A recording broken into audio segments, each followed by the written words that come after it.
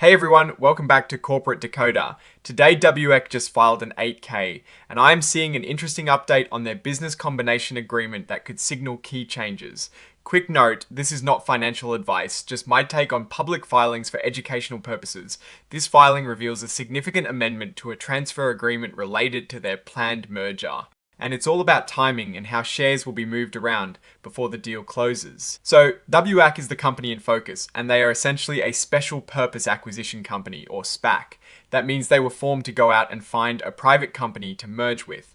Taking that company public, they announced a deal to combine with Boost Run Incorporated. This 8K report is an update on that ongoing business combination.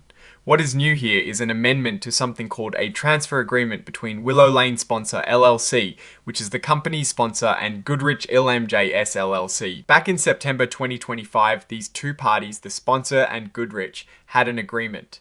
The sponsor agreed to sell a portion of its shares and warrants, specifically 27.5% of its founder shares and 27.5% of its private warrants, to Goodrich.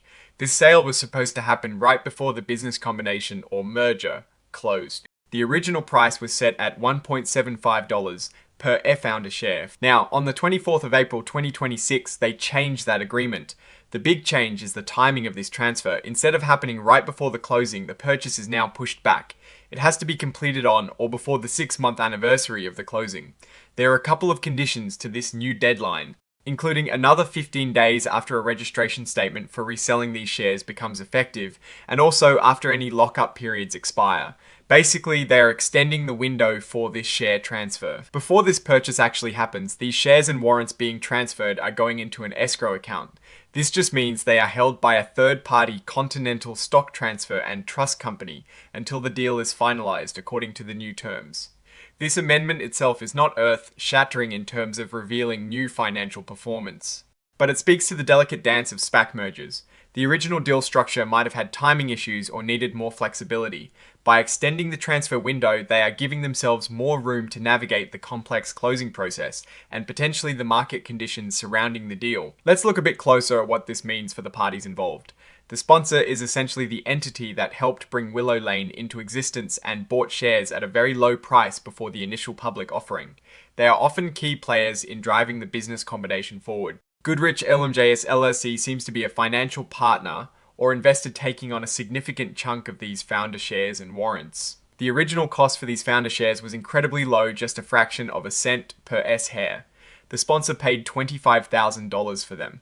They also paid $4,007,222 for 4007222 private warrants, which works out to $1 per warrant. Now, the approximate value of these securities as of the 12th of March 2026 is estimated at around $61.51 million.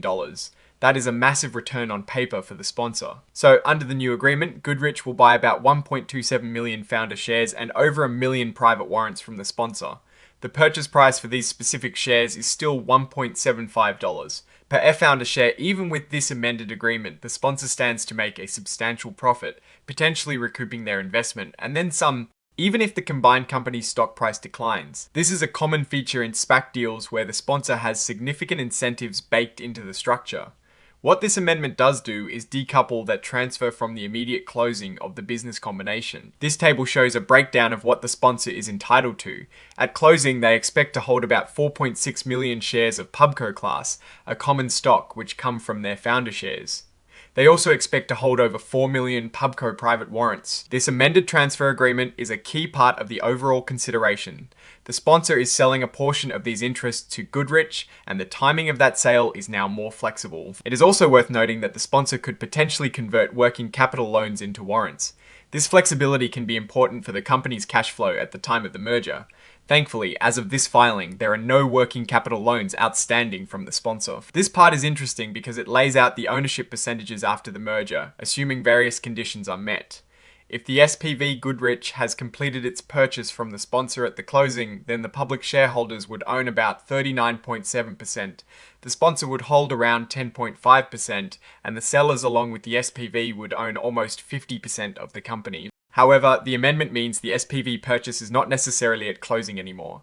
This means the sponsor's direct ownership percentage right at closing might be higher than this 10.5% figure, with the transfer to the SPV happening later. This is a nuance that can impact immediate control and subsequent financial reporting. The core takeaway from this filing is the amendment to the transfer agreement. It shows a willingness by the parties to adjust the terms to ensure the deal can proceed smoothly, even if it means changing the timeline for who holds what shares and when. This kind of amendment is common in SPACs as they navigate the closing process. It doesn't necessarily point to a problem, but rather a pragmatic adjustment. So, what does this amendment actually mean for WLAC and Boost Run? It provides more flexibility. The sponsor isn't forced to transfer those shares and warrants immediately at closing, which could give them more control or options in the immediate post-merger environment. For Goodrich, it means they get their shares a bit later, but with clear terms and an escrow to protect their investment. My biggest concern is always the uncertainty around SPAC mergers. The fact that they are amending agreements this close to the expected closing date highlights the complexity. It is not uncommon, but it does mean things are still being ironed out. What I am really watching for is the actual completion of the business combination with Boost Run and how the combined entity performs long-term, independent of these pre-merger agreements. The research tools I actually use are linked in the description. They help keep this channel going. That is my take. Stay decoded. If this analysis was valuable, hitting that like button really helps. And subscribe for more deep dives.